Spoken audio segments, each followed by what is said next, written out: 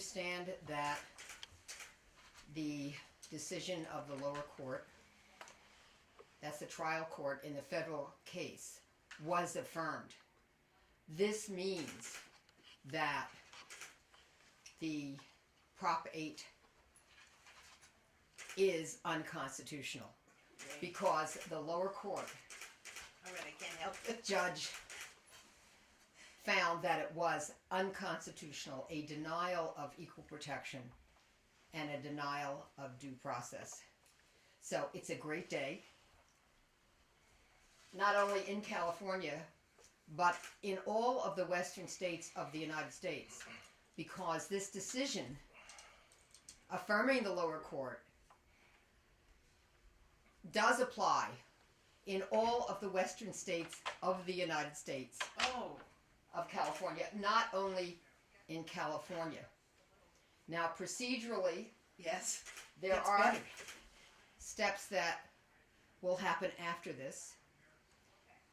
And I'll talk about those steps in just a moment, but I want to give Robin an opportunity to react because I know how happy she is. It's absolutely fantastic. You know, it's absolutely fantastic that that they found it unconstitutional. It's not that we didn't think it was. It's just that now our right to marry has been affirmed by the Ninth Circuit, and I couldn't be happier for all of the couples that have waited to get married.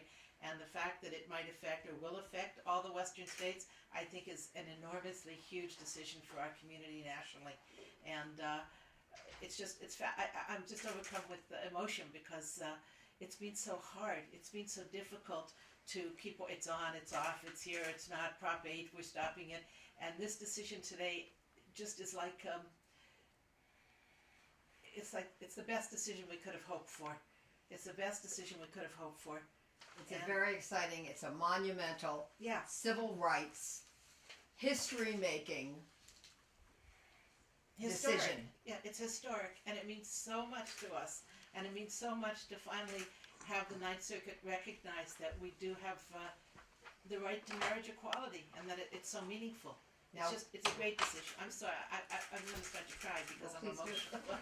Well, Robin was our client, and we waged a 6-year legal battle in the California Supreme Court. We were able to overturn Prop 22, which had the same language that Prop 8 had, but then Prop 8 was passed. We went for the second time to the Supreme Court of California. We won in part, and we did not prevail in part. The part that we won was that despite the passage of Prop 8, the court upheld 18,000 marriages that took place. Robin's was one of them. Robin was the first to be able to marry in LA County because we were the first to file in California challenging the ban on same-sex marriage. So this is very important as a decision. Let's talk about what will happen next procedurally. What will happen next? Excuse me. Thank you. Okay. The court ruled apparently 2-1 that a lower court judge interpreted the United States Constitution correctly, and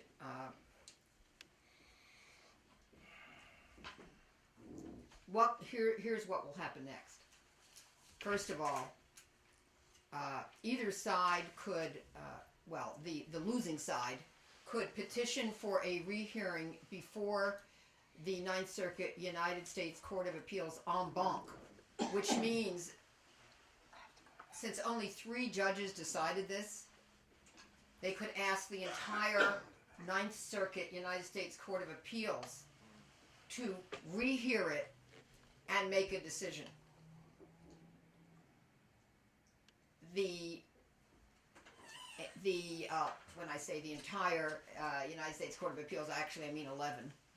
There are many more than that on the United States Court of Appeals. So that would be an en banc rehearing of the case. Yeah. And that would mean that would occur if an en banc hearing were granted before it could go to the United States Supreme Court. In addition, it's likely there is going to be a stay of this ruling, which means that no couple can get married today. or next week. This decision is not even final yet, but no marriages can take place until it is final, and until the stay is lifted. After the Court of Appeals decides whether or not to grant a petition for rehearing en banc, if such a petition is filed, then the next step would be the United States Supreme Court. And the United States Supreme Court may or may not accept this case. I would say the likelihood, in my legal opinion, is high that because the ban is overturned as being unconstitutional, that the Supreme Court is likely to accept this case. There are a number of issues that the Supreme Court could decide. One is the standing issue, whether the proponents of Prop 8 had standing to argue in support of it, as the California Supreme Court said that they did, and as the Ninth Circuit allowed them to do. And then, of course, they can also, and will also, if they accept it, reach the merits. Is it unconstitutional, a denial of equal protection and due process of law, to deny same-sex couples the right to marry?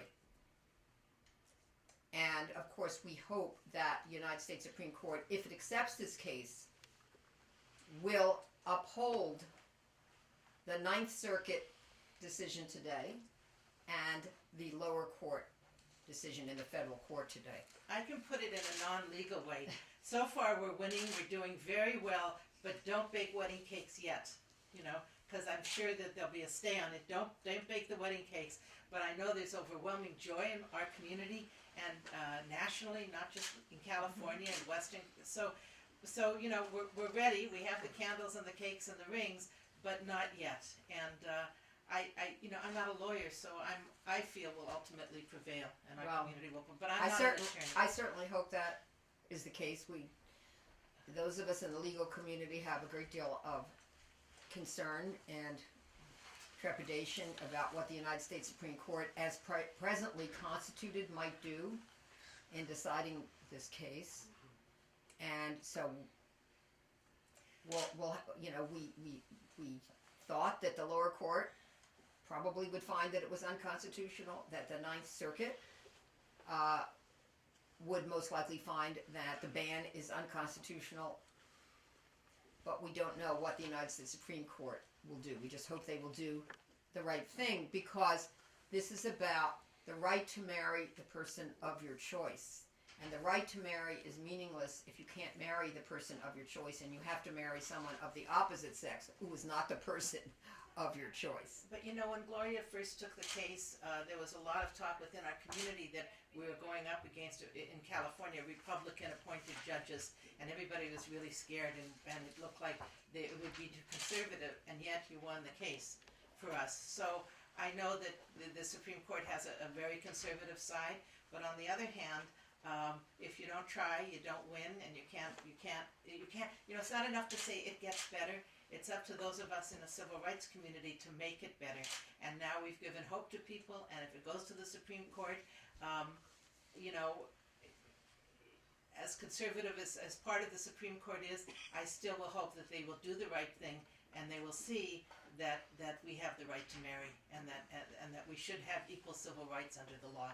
So that's the glass half full. Yeah, it's very exciting. And I would say another thing, one kind of footnote, which is as to individuals who wish to marry in other states, same-sex marriage, in the western states of the United States, they will still have to go to court if there are laws in those states similar to Prop 8, and seek to have those laws overturned based on the Ninth Circuit decision today. In other words, it's not automatic, but this is a decision that applies to all of the western states, because the Ninth Circuit covers those western states. Okay, go ahead. Okay. Robin, you've been speaking a lot about, as a leader in this movement, could we just hear a little bit about your feelings personally, on a personal level about what this means? I never thought within my lifetime personally that I would see this kind of momentum behind this issue of marriage, which is so important. It's so important. So I feel when I hear when we read it and somehow they said it was unconstitutional, my first thing was to hold back tears, because it's not just a political thing for me. It's like a lifetime of work trying to get this. So I just feel very emotional. And that's why I'm not so good at talking to you. I should be able to say something. But I'm just very, very emotional and very, very grateful that despite a lot of people having trepidation about you taking the original case, that you did it, that you jumped in, So I just feel, we're going to win in the end. We're going to win. And we're not only going to tell our youth it gets better, we're going to make it better for them. So I think this is historic today. It's historic. And we know that they're going to fight back, but it makes us stronger and stronger. There's 18,000 couples married in California, and nobody has, we haven't affected anybody else. So we're talking about love. I'm hopeful. I'm really, really hopeful, because Prop 8 took a lot of, it really kicked us in the gut when they said that the majority could take away rights from a minority. So I'm really, really hopeful. And I'm not scared of going to the United States Supreme Court. And we uphold and say Prop 8 is unconstitutional. So I think it's great. So this is a copy of the opinion. It's by Judge Reinhardt. The important part is that it says that prior to November 4th, 2008, the California Constitution guaranteed the right to marry to opposite-sex couples and same-sex couples alike. On that day, the people of California adopted Prop 8, which amended the state constitution to eliminate the right of same-sex couples to marry. We consider whether that amendment violates the 14th Amendment to the United States Constitution, and we conclude that it does. Hooray. So that's very exciting. And of course, the 14th Amendment is Equal Protection Clause of the United States Constitution. Just give me a hug. I'm just going to cry. Okay. Just to clarify, I know there was some tweeting that perhaps, and this is the complexities of marriage for everyone, but perhaps you and your wife were going to be separating. Is that true? Yes.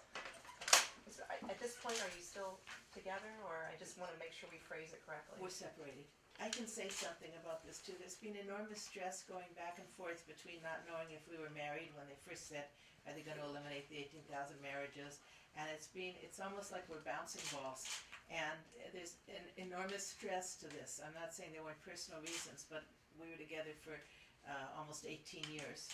And there's just enormous stress. So when people come against a group of people to try to take rights away or deny them rights, it gets very personal, and it's very, very difficult. It's not all, yelling in the streets and going to court.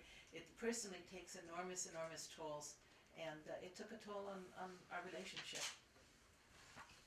I'm reading also, and I'm very happy about this, that although there was a challenge to the lower court ruling based on the fact that Judge Vaughn Walker disclosed after he decided the case and decided that the ban was unconstitutional, that he in fact was gay and in a long-term relationship with his same-sex partner, the United States Court of Appeals was unwilling to recognize that as something that he needed to disclose before he ruled. So that's not a basis, the court has decided, for setting aside that lower court ruling, which is also important. And it's unusual to cite a judge's sexual orientation as a reason that a ruling should be set aside. Now, Judge Reinhardt is a Democratic appointee. This panel was made up of 2 Democratic appointees and 1 Republican appointee. So we'll have to see what happens in the Supreme Court of the United States. Hopefully it will not be decided based on ideology, but based on the law and the United States Constitution. All right, congratulations to everybody in the community. Thank you. It's a great day for equality and for dignity. And it's a great day for the Constitution of the United States.